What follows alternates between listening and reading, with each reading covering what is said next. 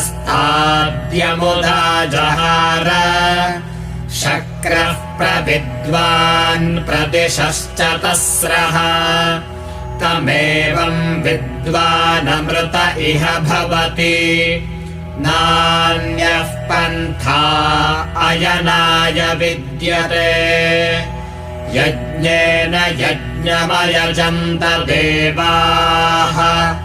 तानि धर्माणि प्रथमान्यासन्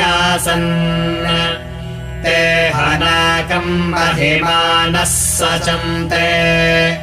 यत्र पूर्वे साध्याः सन्ति देवाः अद्भ्यः सम्भूतः पृथिव्यैरसाच्च विश्वकर्मणः समवर्तताधि तस्य त्वष्टा विदधद्रूपमेति तत्पुरुषस्य विश्वमाजानमग्रे